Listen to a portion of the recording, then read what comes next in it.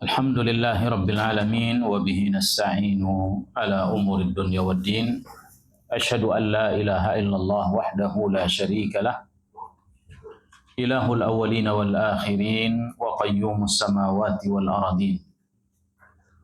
Wa asyhadu anna Muhammadan abduhu wa rasuluhu sallallahu alaihi wa ala alihi wa sahbihi wa man tabi'ahum bi ihsanin ila yaumiddin.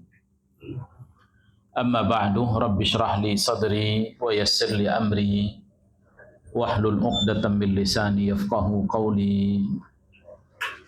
Allahumma inna nas'aluka ilman nafi'an wa rizqan thayyiban wa amalan mutaqabbala. Rabbi zidna ilma. Kita lanjutkan kembali dari kitab fikih Asmaul Husna. Masih kita menjelaskan pada nama Allah Subhanahu wa taala Al-Haqqul Mubin.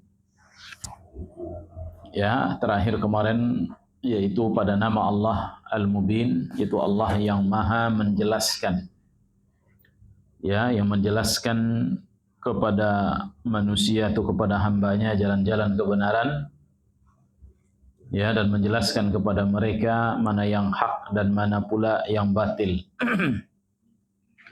Dan mengarahkan yaitu hambanya kepada kebenaran tersebut serta mengingatkan mereka dari kebatilan. Ditunjukkan kepada mereka jalan ke surga dan juga jalan ke neraka, dan dia anjurkan untuk menempuh jalan ke surga dan mengingatkan dari menempuh jalan menuju neraka. Kemudian kemarin yaitu membahas kita tentang Allah Subhanahu wa taala menjelaskan yaitu kepada kita di dalam Al-Qur'anul Karim bahwa Dia adalah Tuhan yang berhak untuk disembah semata. Dan tidak ada Tuhan yang berhak diibadahi kecuali Dia semata. Ini ditunjukkan dan dijelaskan oleh beliau dengan beberapa metode di dalam Al-Qur'an. Nah, kemarin 3 metode sebelumnya sudah kita baca, yaitu sebagai pengulangan. Metode yang pertama, ya, yaitu Allah menjelaskan bahwa Dia esa di dalam rububiyah. Tidak ada sekutu baginya, Dialah pencipta, ya, satu-satunya pemberi rizki, pemberi nikmat, yang mengatur alam semesta ini, tidak ada yang bersekutu dengannya. Ya, dan ini jelas menunjukkan bahwa Dialah Tuhan yang paling berhak untuk diibadahi, disembah. Ya, diberikan kepadanya segala macam bentuk ibadah dan ketundukan. Kemudian yang kedua, Allah Subhanahu wa taala menyebutkan nama-namanya, ya, yang husna dan sifat-sifatnya yang tinggi. Ya, yang ini semuanya menunjukkan kesempurnaannya, keagungannya, kemuliaannya. Ya, dan segala sesuatu kesempurnaan dimiliki olehnya. Ya, pemilik yang sempurna, pencipta yang sempurna, pengatur yang sempurna. Ya, Dialah yang maha agung, Dialah yang maha mulia. Ya, Dialah yang sempurna dari segala sisinya. Ini juga menunjukkan bahwa Dialah Tuhan yang berhak untuk disembah. Karena yaitu Tuhan yang disembah selain daripada Allah memiliki sifat kekurangan yang tidak sempurna. Yang kurang tentulah tidak layak untuk disembah. Ya, yang kurang tidak layak untuk dimintai, ditakuti, dicintai bersama dengan Allah Subhanahu wa taala. Kemudian yang ketiga, Allah Subhanahu wa taala menyebutkan itu dengan berbagai macam nikmat yang telah Ia berikan kepada hambanya, dan nikmat tersebut terus berkesinambungan. Ya, dari semenjak dia berada di dalam perut ibunya, kemudian nikmat itu tidak pernah putus. Ya, sampai setelah dia dilahirkan. Kemudian sampai selagi dia masih memiliki nyawa di dunia ini. Ya, nikmat itu terus diberikan oleh Allah. Dan Allah tidak peduli apakah dia menjadi seorang yang muslim ataupun kafir. Ya, Allah tidak peduli apakah dia taat atau maksiat. Allah tidak peduli apakah maksiatnya lebih dominan dibandingkan dengan taatnya. Ya, akan tetapi nikmatnya terus diberikan tanpa berhenti dan tanpa putus.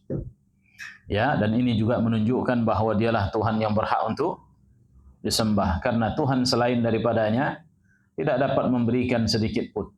Ya, tidak memiliki apa-apa. Tidak memiliki, ya, walaupun hanya kulit ari saja dia tak miliki. Bagaimana dia akan memberikan yang lebih daripada itu? Ya, kulit ari, kalau seandainya kita buka salak itu ada dua, kulit tebal, kemudian di dalamnya ada kulit halus yang transparan, itu namanya kulit ari. Allah sebutkan kitmir. Ya, Allah katakan orang-orang yang kalian sembah atau tuhan-tuhan yang kalian sembah selain daripada Allah, mereka tidak memiliki sedikit pun walaupun itu hanya kitmir, yaitu kulit ari. Bagaimana dia akan dimintai sesuatu yang jauh lebih besar, dimintai keselamatan, dimintai, ya, dielakkan darinya dari berbagai macam musibah, petaka, ya, tak mungkin dia dapat memberikan. Maka hanya Allah lah subhanahu wa ta'ala Tuhan yang berhak kita sembah, kita ibadahi, kita tundui, ya, dan kita hinakan diri kita kepadanya. Dalam berdoa kita hanya meminta kepadanya, ya, demikian juga minta tolong hanya kepadanya, bersandar hanya kepadanya, bertawakal hanya kepadanya, mencintainya semata dan tidak mencintai selainnya sama dengannya, ya, atau apatah lagi lebih daripadanya. Ya, berharap kita segala sesuatu kepadanya dan takut kita dari azabnya, murkanya, nerakanya, ya, dan kita tunduk kepadanya. Ya, kita letakkan bagian kita yang paling mulia di tempat yang paling hina, yaitu jidat saat salat. Ya, dan bertadarru' kita. Ya, nah demikian. Ini 3 kemarin kita sebutkan. Kita lanjut yang keempat, ayyuhal ikhwah. Ya, tentang hujjah Allah Subhanahu wa taala kepada manusia, ya, yang menunjukkan bahawa dialah Tuhan yang berhak untuk disembah. Berkata Syekh Abdul Razzaq Al-Badr, "Dzakarahu subhanahu wa ta'ala li ijabatihil muttarrin." Atau zikruhu subhanahu wa ta'ala li ijabatihi al-muttarrin. Yaitu Allah subhanahu wa ta'ala menyebutkan bahawa dialah yang telah mengabulkan permintaan orang-orang yang terdesak, orang-orang yang terjepit, yaitu dalam kehidupannya. Ya, orang-orang yang sudah berada di ujung tanduk. Ya, dialah yang kemudian dia berdoa, dialah yang mengabulkan doanya. Ya, siapa saja, apakah dia muslim ataupun kafir, apakah dia pelaku maksiat ataupun pelaku atau ahlu ta'at. Wa kashfihi kurubatil makrubin. Dan dia pula lah yang menghilangkan, ya, kesempitan-kesempitan hidup, ya, orang-orang yang, ya, dihadapi atau yang menghadapi kehidupan tersebut. Wala yaqdir ala dzalika ahadun siwa. Dan tidak ada satu pun yang sanggup untuk melakukan hal tersebut kecuali Allah Subhanahu wa taala semata. Nah, ini menunjukkan ayyuhal ikhwah bahawa dialah berarti Tuhan yang berhak untuk disembah, diibadahi. Ya, dialah Tuhan sedemikian rupa. Dialah Tuhan sedemikian rupa sifatnya. Apa kata Allah dalam surah An-Naml? Ya, amman yujibul muttar. Siapakah yang mengabulkan atau yang menjawab permintaan doa orang-orang yang sempit hidupnya, yang dia sedang berada di ujung tanduk. Apa contohnya ayyuhal ikhwah? Itu ketika dia berada, ya, dalam kondisi ya, nyawa sudah di ujung tanduk, banyak keadaan. Ya, bisa jadi dalam keadaan musibah, petaka. Ya, umpamanya dia berada buat rumah di lereng gunung. Tiba-tiba gunung meletus. Ya, lalu dia berdoa kepada Allah Azza wa Jalla agar diselamatkan. Ya, yang biasanya orang-orang apabila lava itu keluar, lahar panas, tidak ada orang selamat. Ya, nah dia berdoa kepada Allah. Ini namanya doaul muttar.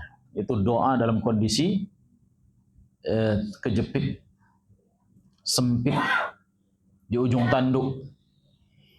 Ya, demikian juga seorang umpamanya sedang berhadapan dengan musuh, penjahat. Ya, dengan begal di tengah pesawangan. Dia sendirian atau berdua, tetapi lemah menghadapi musuh yang di hadapannya kuat. Ya, membawa senjata, parang panjang, enggak mungkin selamat secara akal-akalan. Tetapi dia enggak katakan demikian. Tuhannya pasti akan menyelamatkannya. Lalu berdoa, meminta kepada Allah. Nah, siapa yang mengabulkan ini? Allah Subhanahu wa taala. Nah, ini disebut dengan mujibul muttar, yaitu orang yang mengabulkan doanya. Nah, oleh karenanya pernah terjadi dalam hadis sebagaimana disebutkan oleh Nabi sallallahu alaihi wasallam bahwa dahulu ada seorang di masa di Bani Israel dahulu, dia dalam perjalanannya sendirian di tengah padang pasir, tiba-tiba datang perampok. Ya, kemudian mengambil semua barangnya, dia sebutkan, itu serahkan barangmu. Ya, lalu dia sebutkan, sebelum aku menyerahkan hartaku kepadamu, izinkan aku salat 2 rakaat. Lalu dia salat 2 rakaat ayyuhal ikhwah. Dia perbaiki berdirinya, lalu rukuknya, kemudian sujudnya. Nah, di dalam sujudnya dia berdoa. Doanya doa al-muttar. Disitulah dia meminta kepada Allah Azza wa Jalla. Nah, datanglah bantuan tiba-tiba. Sebelum yaitu orang jahat tadi menebaskan atau melemparkan tombaknya, tiba-tiba tombak datang dari belakangnya dan menghujam si perampok. Matilah dia. Ya, dalam kondisi seperti itu dia kaget. Ya, kemudian dia bertanya, siapa engkau? Ada orang di belakangnya. Maka dia sebutkan, bukankah engkau tadi yang berdoa meminta? Dia sebutkan, iya, aku adalah utusan Tuhanmu. Ini cerita disampaikan oleh Nabi sallallahu alaihi wasallam. Ya, aku utusan Tuhanmu. Malaikat ayyuhal ikhwah datang. Ya, lalu membunuh orang tadi, kemudian dia pergi tanpa ada jejak. Ya, siapa yang mengabulkan demikian kalau bukan Allah Azza wa Jalla? Demikian juga seorang yang berada di tengah lautan, diombang-ambingkan oleh ombak yang tak mungkin rasanya akan selamat. Tetapi seorang yang mukmin, qawiyul iman, ya, dia melihat kondisi seperti itu adalah kondisi meminta pertolongan kepada Tuhan. Ya, kondisi yang saat itu dia diuji keimanannya. Ya, seorang ayyuhal ikhwah mukmin yang kuat imannya, apabila dia berada di ujung tanduk, maka yang terlihat oleh dia adalah pertolongan dan keselamatan di sebalik itu. Ya, berbeda dengan orang yang tidak beriman atau tidak kuat keimanannya. Makin diuji oleh Allah, makin ragu dia kepada Tuhannya. Makin dia diuji, makin ragu. Ya, berapa banyak ketika dia senang, dia beriman. Ketika sudah berkurang rizkinya, mulailah iman itu berkurang. Ketika dalam kondisi diambil oleh Allah, lalu dia diberikan sakit, banyak mungkin di antara manusia yang tak sanggup dalam kondisi seperti itu, ayyuhal ikhwah, bisa jadi dia berpaling dari Allah. Sementara orang mukmin, semakin dia sempit, semakin dia melihat bahwa pertolongan Allah itu sudah ada di sebaliknya. Itu beda mukmin dengan orang yang tidak beriman. Nah, siapa yang mengabulkan doa seperti itu ayyuhal ikhwah kalau bukan Allah Subhanahu wa taala? Bahkan terkadang dalam kondisi seperti ini orang kafir pun dikabulkan oleh Allah. Apa kata Allah dalam Al-Qur'anul Karim? Ya, orang-orang kafir musyrik, idza raqibu fil fulki, apabila mereka naik perahu atau sampan kapal, kemudian datang ombak yang menggulung, itu badai. Apa kata mereka? Da'awullaha mukhlishina lahuddin. Mereka berdoa kepada Allah dengan seikhlas-ikhlasnya. Perhatikan. Dia berdoa kepada Allah dengan seikhlas-ikhlasnya. Mukhlishina lahuddin. Meminta pertolongan kepada Allah. Siapa mereka ayyuhal ikhwah? Siapa yang berdoa ini? Muslim pak kafir? Kafir musyrik. Kafir jahiliyah. Allah menceritakan keadaan mereka. Da'awullaha mukhlishina lahuddin idza najjahum ilal barri idza hum yusyrikun. Setelah kami selamatkan dia, kami kabulkan doanya, sampailah dia ke daratan, maka dia kembali menyekutukan Allah. Lihat gimana orang kafir dikabulkan oleh Allah Azza wa Jalla. Lalu kenapa kita terkadang muslim, mukmin, ketika sedikit saja diusi oleh Allah dunia, dia sudah mulai ragu terhadap agamanya. Ya, dia sudah mulai mundur teratur. Dia sudah mulai menjauhi ibadahnya. Dia sudah mulai sedikit berdoa kepada Tuhannya. Ya, nas'alullah al-afiyah dari kelemahan iman ayyuhal ikhwah. Dan ini yang Allah gambarkan, yaitu bahwa ada seorang yang kalau seandainya dia ini beribadah kepada Allah ala harfin, dia itu menyembah Allah ini ala harfin, itu seperti di pinggir jurang. Ya, seperti dia berada di pinggir jurang. Yang mana kalau seandainya dia masih tenang-tenang saja, aman-aman saja, dia pun asik, ya, bersemangat untuk beribadah, semangat untuk mengaji. Ya, tetapi apabila dia timpa dengan sesuatu yang tidak dia inginkan, inqalaba ala wajhihi. Ya, berpaling dia dari keadaannya. Khasirad dunya wal akhirah. Rugilah dunia dan akhiratnya. Ya, nah ini banyak kadang-kadang kita lihat sebagian di antara kita ketika Allah uji iman kita, mulai kita ragu. Ya, mulai kita ragu kepada Tuhan kita, kepada Allah Azza wa Jalla. Mulailah dia sedikit doanya. Orang-orang ahlul iman, orang-orang yang kuat keimanannya, makin dia diuji oleh Allah, makin dia semangat di dalam beribadah kepada Allah Azza wa Jalla. Semakin kuat ibadahnya, semakin bertambah ibadahnya. Semakin Allah uji, semakin dia dekat kepada Tuhannya. Berbeda dengan orang-orang yang lemah keimanannya ayyuhal ikhwah. Nah ini, amman yujibul muqtar idza da'a. Siapa yang mengabulkan doa orang-orang yang dalam kesempitan ketika dia berdoa, wa yakshifus su', dan yang menghilangkan keburukan dia yang sedang dia hadapi sekarang. Wa yaj'alukum khulafa'al ard, dan yang telah menjadikan kalian khalifah, ya, di bumi. Ya, ailahun ma'allah, adakah Tuhan yang berhak diibadahi sama dengan Allah, yang sama-sama mengabulkan doa dalam kondisi kejepit tadi, yang menghilangkan keburukan orang-orang, yang dapat memberikan kepada kalian kekuasaan, samakah dia dengan Allah? Ada enggak yang sama dengan Allah yang demikian? Jawabannya tidak ada. Kalau demikian, ailahun ma'allah, adakah yang layak untuk disembah, diibadahi, dipatuhi, ditaati, dihinakan diri kepadanya bersama dengan Allah? Ini pertanyaan, jawabannya tak perlu dijawab. Enggak ada. Lalu Allah katakan, qalilan ma tadhakkarun.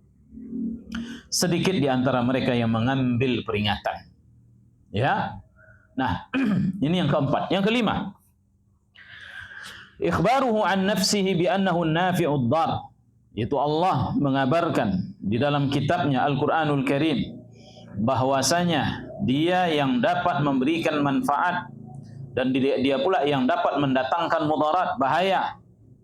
Al-mu'til mani', dialah yang memberi dan dia pula lah yang menghalangi. Ya, wa anna man siwahu la yamliku syai'an min dzalika li nafsihi wa la li ghairihi. Adapun selain daripadanya, maka dia tidak memiliki sesuatu pun untuk dirinya, apatah lagi untuk yang lainnya. Ya, apa kata Allah di dalam surah Az-Zumar? Qul, katakan wahai Muhammad, afara'aitum ma tad'una min dunillah, bagaimana menurut kalian apa yang kalian sembah selain daripada Allah? In aradani Allah, ni Nabi SAW sebutkan kepada orang kafir musyrik. Bagaimana menurut kalian wahai kafir, ya, wahai orang Quraisy, ya, ma tad'una min dunillah, terhadap Tuhan yang kalian sembah daripada Allah. In aradani Allahu bidurrin, kalau seandainya Allah menginginkan aku bahaya, atau Allah menginginkan sesuatu yang buruk kepadaku, ya, hal hunna kashifatu durri, apakah Tuhan-Tuhan kalian itu dapat menghilangkan keburukan itu pada diriku? Ya. Au aradani birahmatin, atau ketika Allah menginginkan rahmat kepadaku, kebaikan.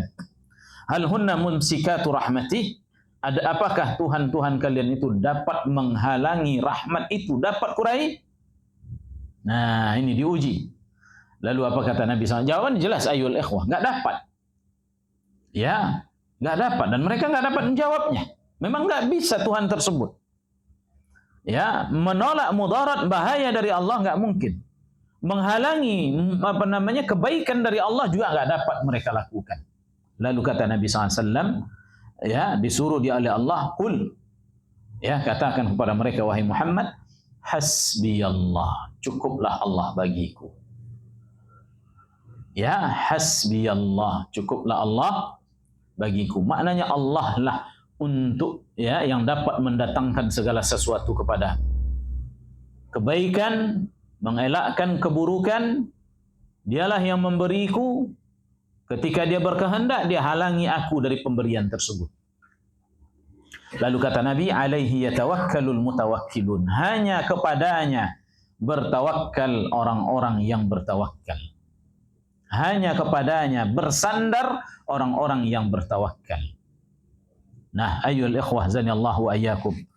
Di sini menunjukkan bahwa Tuhan-Tuhan yang disembah selain daripada Allah tak layak untuk disembah dan diibadahi, karena mereka tidak dapat memberikan manfaat, tidak bisa pula mengelakkan mudarat, bahaya. Ya, lalu kenapa dia disembah, diibadahi? Kalaulah bukan karena kejahilan, kebodohan, ketololan, maka mereka tidak akan lakukan. Ya, tapi hidayah di tangan Allah. Allah berikan kepada siapa saja yang dia kehendaki. Ya, dan dia halangkan manusia siapa yang dia kehendaki pula. Nah, ini yang kelima, ayyuhal ikhwah. Yang keenam, ikhbaruhu subhanahu an diqqati sun'ihi lil makhluqat. Ya, untuk menjelaskan bahwa dialah Tuhan yang berhak disembah. Allah mengabarkan kepada kita, ya, bahwa dialah yang menciptakan makhluk ini di bumi ini atau di dunia atau di langit dan di bumi ini, dan dia katakan bahwa penciptaannya sangatlah teliti dan detail. Ya, wa badi'u ijadihi, dan dia kabarkan bahwa dialah yang telah mengadakan, menciptakan dan mengadakan segala sesuatu di alam semesta ini. Apa kata Allah dalam surat Ghafir ayat 64? Allahul ladzi ja'ala lakumul arda qararan. Dialah Allah yang telah menjadikan untuk kalian bumi ini tempat menetap. Ya, was samaa binaan, dan langit itu dibangun di atas kita. Ya, nah ini dia menjelaskan ayyuhal ikhwah gimana itu rincinya, ya, ciptaannya. Adapun ayyuhal ikhwah, bumi tempat kita menetap, ya, suatu hal yang tidak bisa dipungkiri oleh siapa saja, bahwa bumi ini adalah bahkan satu-satunya planet yang bisa ditinggali oleh manusia dari semenjak dia keluar dari rahim ibunya sampai dia mati. Segala sesuatu yang dia butuhkan ada di dunia ini, dari kebutuhan hajat hidupnya ada di dunia ini. Ya, dan itu tidak ada di planet-planet yang lain. Oleh karenanya Allah jadikan bumi ini sebagai qarar. Allah katakan apa? Wa fil ardi mustaqarrun wa mata'un ilahin. Ya, Allah katakan kepada Nabi Adam alaihissalam bahwa di bumi kalian menetap, ya, dan akan diberikan nanti nikmat sampai pada batas waktu tertentu. Ya, segala sesuatu ada di bumi, tempat manusia menetap. Ya, karena manusia harus menetap di bumi, maka Allah sediakan segala sesuatunya. Makannya, minumnya, udaranya. Ya, dan Allah jadikan yaitu cahaya ada di bumi, yang mana cahaya tersebut sesuai dengan hajat dan kebutuhan mereka. Tidak membakar mereka hingga mereka hangus, tidak pula menjauh dari mereka sehingga mereka terus membutuhkan cahaya. Tetapi Allah beri dia cahaya dari siang sampai sore. Cahaya yang tidak memerlukan cahaya yang lain kecuali cahaya dari Allah Azza wa Jalla, itu matahari. Kemudian Allah beri kita malam, yang malam itu butuh kita. Tanpa malam ayyuhal ikhwah enggak mungkin kita dapat hidup. Ya, bahkan tumbuh-tumbuhan juga tidak dapat hidup tanpa adanya malam. Ya, binatang juga demikian. Di dunia tempat menetap, tempat segala sesuatu ada di sini. Ini qarar, tempat menetap. Ya, Allah jadikan bumi ini dapat ditempuh oleh manusia kemana saja. Dia dapat mendaki gunungnya, melewati lembah-lembahnya. Ya, bahkan kemudian dapat juga lewat di udaranya. Ya, ini diqqah namanya. Kemudian was-samaa'a binaa'a, kemudian langit dia bangun tanpa tiang seperti yang kita lihat. Bi ghairi amadin tarawunaha, tanpa tiang yang seperti yang kalian lihat. Enggak ada tiangnya ayyuhal ikhwah. Ya, ditegakkan, ditinggikan dan dijaga oleh Allah Subhanahu wa taala. Dia diibaratkan saqafan, yaitu saqaf, atap bagi dunia ini. Dan dia tidak ditimpakan kepada manusia. Ya, wa sawwarakum fa ahsana suwarakum. Kemudian Allah bentuk kalian dengan sebaik-baiknya bentuk, seperti yang kita lihat. Ya, bentuk yang berbeda ayyuhal ikhwah dengan segala makhluk yang ada. Berbeda kita dengan bangsa jin. Bangsa manusia lebih mulia dibandingkan dengan bangsa jin penciptaannya. Bentuknya. Kemudian dibedakan kita dengan binatang. Kemudian dibedakan kita dengan tumbuh-tumbuhan dan pepohonan. Dibedakan kita dengan batu-batuan dan lain sebagainya. Ya, diberikan kepada kita sesuatu yang luar biasa. Ya, Allah membentuk kita dengan bentuk yang kita dapat membedakan dari wajah. Ya, lihatlah di dunia ini enggak ada wajah orang yang serupa persis 100% itu enggak ada. Hatta yaitu dua orang yang terlahir sebagai kembar, itu juga ada perbedaan ayyuhal ikhwah dan diketahui oleh orang dekatnya. Seorang ibu tidak akan salah memanggil mana si abang, mana si adik, mana si Hasan, mana si Husain. Ya kan? Ya. Biasanya kan namanya dekat-dekat tuh, kalau enggak Hasan Husain, jadi Hasan Husain. Ya kan gitu kan? Nah, dia dapat membedakan. Pasti ada bedanya ayyuhal ikhwah. Lihat wajah. Antum coba lihat nih, tadabbur aja ya, tadabbur. Ya enggak apa-apa sedikit.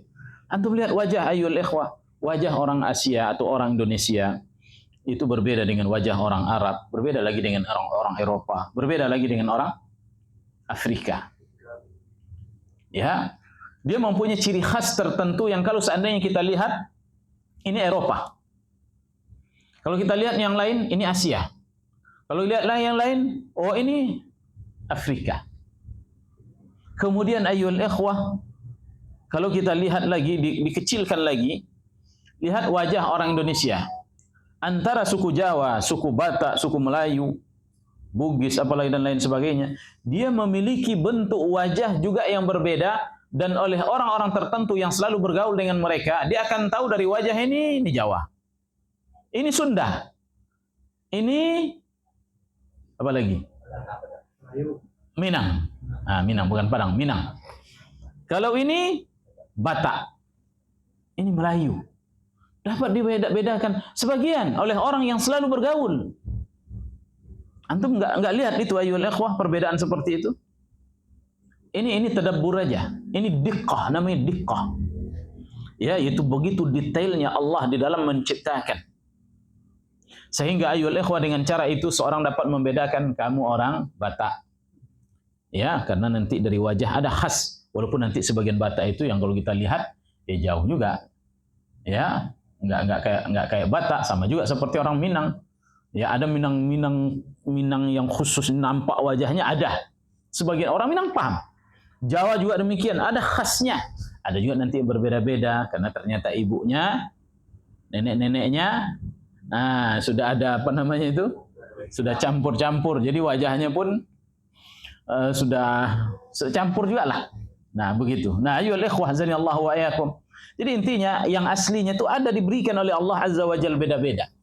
Ini namanya diqqah. Kemudian juga termasuk diqqah ayyuhal ikhwah, yaitu ketika Allah ciptakan, meletakkan segala sesuatu ya dari anggota tubuh kita ini pada posisi-posisi yang sesuai dan yang layak dan yang cocok dan yang sesuai dengan hajat dan kebutuhan.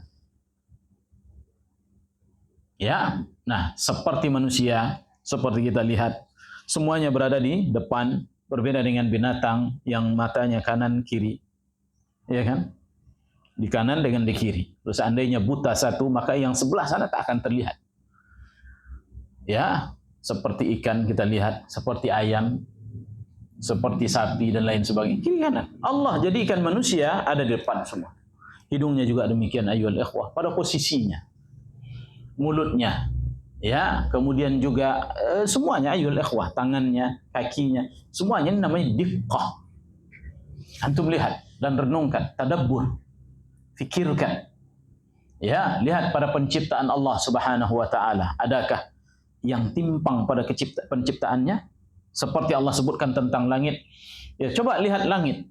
Adakah yang timpang? Allah ulang lagi lihatnya. Coba kamu lihat, ada enggak ketimpangan pada penciptaan langit? Wa fi anfusikum afala tubsirun. Di dalam diri kalian itu terdapat tanda kebesaran Allah. Takkah kalian melihat? Lihat ayyuhal ikhwah. Lihat dengan tadabbur tadi. Ini namanya diqqah di dalam penciptaan. Wa sawwarakum fa ahsana suwarakum wa razaqakum minat thayyibat. Kemudian dia berikan rizki kepada kalian dari hal yang baik-baik. Ya, yang baik-baik maknanya itu dari sesuatu yang bermanfaat bagi tubuh. Bahwa manusia dapat membersihkan makanannya dibandingkan dengan binatang. Binatang seperti yang kita lihat. Dia mengambil makanan dari comberan, dia makan di situ. Tetapi ayyuhal ikhwah, Allah sediakan di dalam tubuhnya, badannya, sesuatu yang menangkal dia dari berbagai macam kuman dan penyakit. Hingga dia tumbuh subur. Coba kalau antum buat, mati kita. Ya, nggak bisa kita hidup demikian. Ini namanya diqqah. Ya, rizki kita baik. Kita dapat mengolah makanan, mengolah daging. Ya, mengolah padi, mengolah apalagi gandum, mengolah cabai-cabian dan buah-buahan. Jadi sebuah makanan yang enak, yang lezat, yang jauh dari kotor. Dan dapat manusia itu menimbang pada makanan. Mana yang bergizi, mana yang dapat menumbuhkan, mana yang dapat mengembangkan tubuh. Mana yang mengandung kalsium, mana vitamin A, B, C, D, dan lain sebagainya. Sehingga ketika manusia melihat nanti manusia ini orang kekurangan vitamin A, umpamanya, udah kamu makan ini, lihat manusia. Dan ini tidak ada pada hewan, ayyuhal ikhwah. Hewan dia hanya makan itu saja.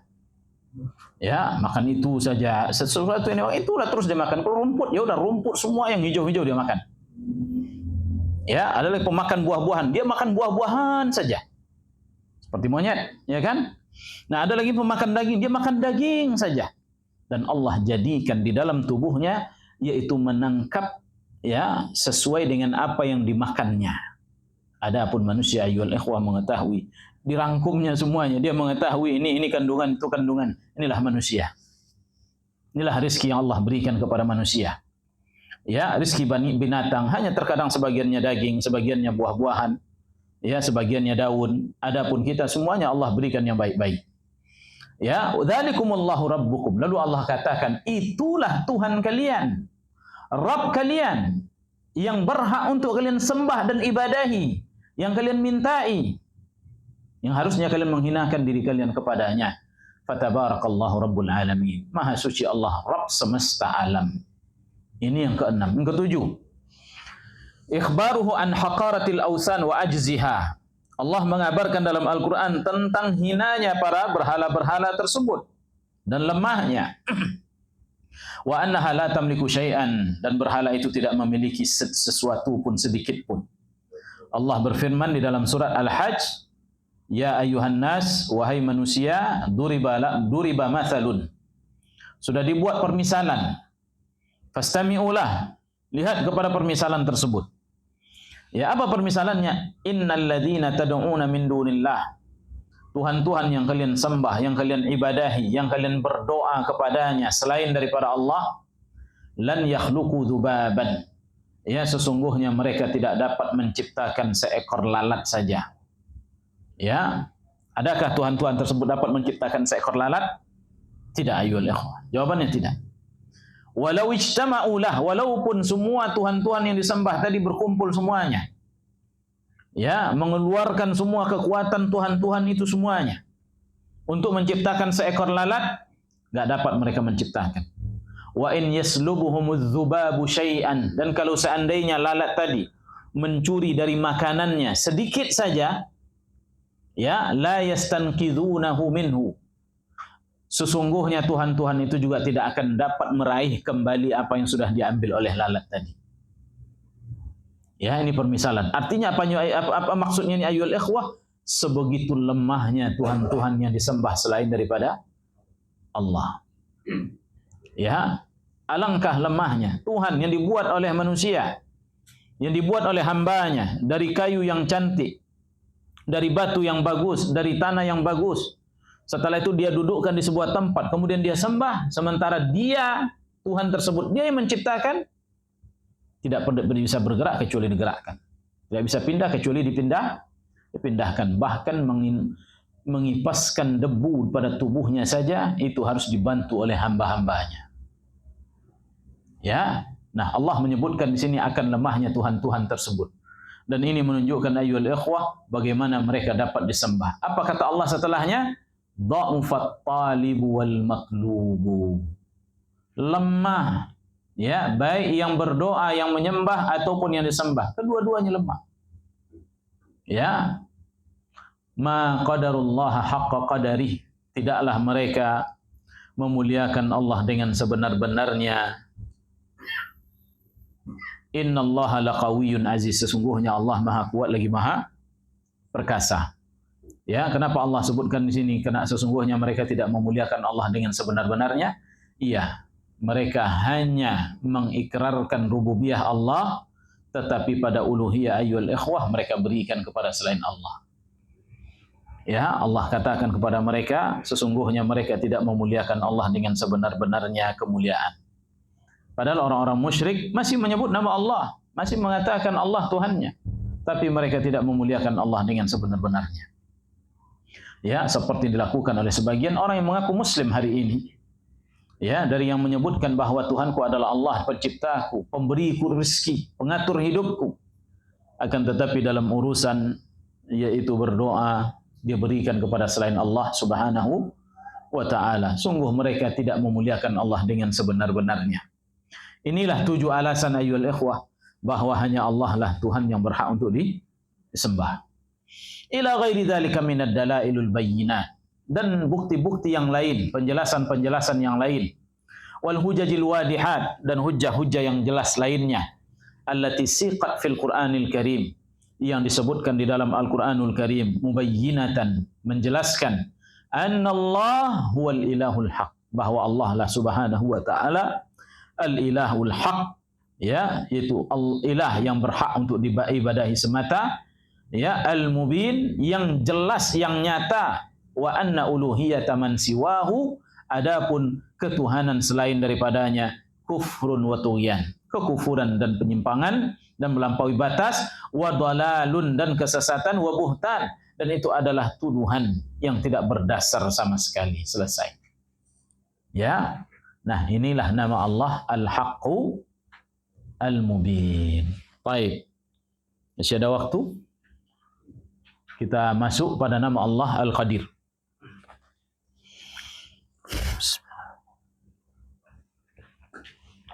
Baik. Adapun nama Allah Al-Qadir yang ke-55, ya, di situ ada 3, Al-Qadir, Al-Qadir dengan Al-Muqtadir. Ada 3. Al-Qadir, ya. Kemudian Al-Qadir. Satu lagi apa? Al-Muqtadir. Ini 3. Ini sebenarnya maknanya sama, tetapi Allah sebutkan dengan sigat-sigat yang berbeda-beda, atau dengan lafaz-lafaz yang berbeda-beda. Al-Qadir, Al-Qadir, Al-Muqtadir, semuanya artinya yang maha kuasa. Ya, baik, kita baca. Wa jami'u hadhil asma waradat fil Quran. Semua nama ini terdapat dalam Quran. Wa aktsaruha wurudan Al-Qadir. Yang paling banyak disebutkan dalam Al-Quran adalah Al-Qadir, dengan memanjangkan dal dengan huruf ya, Al-Qadir. Tsumma Al-Qadir, kemudian setelahnya yang paling banyak juga disebutkan Al-Qadir, ya, dengan memanjangkan huruf qaf, Qadir. Kemudian setelahnya baru Al-Muqtadir. Jadi Al-Muqtadir adalah paling sedikit disebutkan, ya, dari yang 2 di atas. Allah berfirman dalam surah Al-Baqarah, wallahu ala kulli syai'in qadir. Allah maha kuasa atas segala sesuatu. Atau Allah atas segala sesuatu qadir. Dalam surat Fatir 44, innahu kana aliman qadira. Sesungguhnya dia alim qadir. Dalam surat Al-An'am Allah katakan qul huwal qadir. Nih, lihat. Qul huwal qadir. katakan wahai Muhammad, dialah Al-Qadir. Ya, ala an yab'atsa 'alaikum 'adzaban min fawqikum. Dialah Allah Al-Qadir yang maha sanggup untuk mengirimkan kepada kalian azab dari atas kalian. Apa azab dari atas? Ditimpakan batu dari langit. Ya, ini azab dari atas seperti yang ditimpakan kepada kaum Lut. Ya, azab mereka dari atas ayyuhal ikhwah. Termasuk juga azab dari atas petir. Ya, karena petir datang dari atas. Ya, nah. Allah sanggup untuk mengirimkan kepada kalian azab dari atas au min tahti arjulikum, atau dari bawah kaki kalian. Di bawah kaki banyak. Di antaranya adalah penenggelaman di bumi. Ya, terperosok ke dalam lubang. Ya, dalam got, tiba di dalamnya ada air, mati. Ya, namanya ayyuhal ikhwah. Kemudian min tahti arjulikum au yalbisakum syi'an, atau menimpakan kepada kalian yaitu bercerai-berai sesama kalian, wa yudhiqa ba'dakum ba'sa ba'din, dan merasakan kepada kalian yaitu penderitaan dari sebagian kalian, maknanya dijadikan kalian saling berperang. Allah kuasa melakukan hal tersebut. Wa qala ta'ala, Allah juga berfirman dalam surah Al-Kahfi, wa kana Allahu ala kulli syai'in muqtadira. Dan adalah Allah Subhanahu wa taala yaitu terhadap segala sesuatu muqtadira. Dan semuanya artinya sanggup. Ya. Wa jami'uha tadullu ala subutil qudrah sifatan lillah. Semua ini nama qadir, muqtadir, semuanya menunjukkan kepada menetapkan ayyuhal ikhwah sebuah sifat bagi Allah, yaitu sifat qudrat. Ya, yaitu sifat maha kuasa.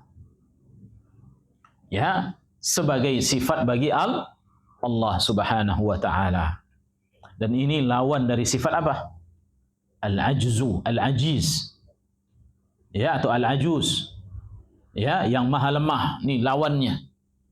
Ya, Allah menafikan sifat lemah pada dirinya dan menetapkan sifat apa? Maha kuat, maha kuasa. Ya. Wa annahu subhanahu kamilul qudrah. Dan Allah Subhanahu wa taala qudratnya sempurna. Ya, sempurna maknanya ayyuhal ikhwah dari segala sisi tidak dapat dikalahkan. Ya, dan segala sesuatu itu di bawah ketentuan dan keinginannya. Ya, tidak ada satu pun kecuali di bawah keinginan dan kekuasaannya. Itu namanya sempurna. Fa bi qudratihi awjadal mawjudat. Dengan kudratnya dia adakan yang ada. Ya, segala sesuatu yang ada di alam ini, di langit dan di bumi, dia yang mengadakan. Wa bi qudratihi dabbaraha, dan dengan kudratnya diaturnya semuanya tadi, langit dan bumi dan apa yang ada di antara keduanya. Wa bi qudratihi sawwaha wa ahkamaha, dan dengan kudratnya Allah Subhanahu wa taala sempurnakan, kemudian Allah Azza wa Jal ahkamaha, yaitu dia ciptakan secara kokoh, kuat, mantap, teratur. Itu namanya ahkam.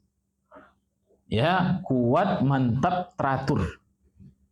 Ya, wa bi qudratihi yuhyi wa yumit. Ya, dan dengan kudratnya dia menghidupkan dan mematikan. Wa yab'atsul ibada lil jaza, dan dengan kekuasaannya dia bangkitkan nanti semua manusia ini untuk dibalas. Wa yujazil muhsin bi ihsanihi, dia balas orang-orang baik dengan kebaikan, wal musi' bi isaatihi, dan orang-orang yang berbuat keburukan dengan keburukan pula. Alladzi idza arada syai'an qala lahu kun fayakun, yang dia apabila berkeinginan dia hanya mengatakan kun fayakun. Ya, yang kata Allah mana? Kun. Fayakun itu hasil. Bukan kun fayakun. Antum kan gitu, kun fayakun, bukan gitu. Ya, dan kita enggak punya kun, antum enggak boleh buat. Ya, enggak bisa disama dengan bim salabim. Ya, atau apalagi abrakadabra, itu Ini katanya wallahu taala alam artinya itu mengandung unsur syirik. Ya, bim salabim dengan abrakadabra. Ya, itu bahasa enggak tahu, tapi ada yang menjelaskan bahwa itu bahasa yang mengandung unsur syirik. Ya, nah adapun kun ayyuhal ikhwah ini ucapan Allah apabila dia berkeinginan dia sebutkan apa? Kun. Jadilah. Fayakun ini hasilnya. Yaitu hasil dari apa yang Allah inginkan langsung jadi seketika tanpa menunggu. Jadi fayakunnya. Nah, dan manusia tidak punya kun. Dan kita enggak boleh katakan kun, enggak boleh. Kenapa? Karena kita enggak punya kun. Hanya Allah yang punya kun. Ya, nah seperti itu. Kemudian wa bi qudratihi wa yujazil alladhi idza arada syai'an qala lahu kun fayakun wa bi qudratihi yuqallibul qulub. Dan dengan kudratnya Allah membolak-balikkan hati. Wa yusarrifuha ala ma yasha wa yurid. Lalu dia palingkan hati tersebut kepada apa saja yang dia inginkan. Ya, dipalingkannya hati seseorang kepada kesesatan hingga dia sesat. Dia palingkan hati seseorang kepada iman lalu dia beriman. Ya, dan memalingkan hati orang mukmin menjadi kafir dan memalingkan hati orang kafir kepada mukmin. Memalingkan hati orang yang bermaksiat kepada taat, memalingkan hati orang yang taat kepada maksiat. Semua ya kehendak Allah Subhanahu wa taala ayyuhal ikhwah. Dan ini kudratnya dan itu berlaku. Siapa saja yang dia inginkan pasti berlaku. Ya, enggak ada yang dapat menahan menopangnya, enggak ada. Ya. Wa yahdi may yasha wa yudhillu may yasha. Dengan kudratnya ayyuhal ikhwah dia dapat memberikan hidayah kepada siapa saja yang dia inginkan dan menyesatkan siapa saja yang dia inginkan. Dan Allah mengetahui siapa yang layak untuk diberi petunjuk dan siapa pula yang layak untuk disesatkan. Ya, dan Allah sebutkan fahuwa a'lamu biman ihtada. Dan Allah mengetahui atau Maha mengetahui siapa yang layak untuk mendapatkan hidayah. Ya, jadi bukan berarti siapa saya mau dia inginkan. Enggak, ada orang yang menurut Allah layak diberikan hidayah, dia beri. Jika tidak layak ayyuhal ikhwah, dia akan tetapkan orang tersebut di atas kekufuran. Seperti layaknya Asiyah mendapatkan hidayah. Lalu dia beriman di samping Fir'aun. Sebagaimana layaknya sesat istri Nuh dengan Lut di samping dua laki-laki yang saleh karena dia tidak layak untuk beriman. Dan tidak layaknya Abu Talib untuk mendapatkan hidayah. Akan tetapi Abu Sufyan layak dapat hidayah. Antum lihat perjalanan hidup mereka sebelumnya, dua yang saling bertentangan. Satu menyokong dan menopang, mati dalam keadaan kafir.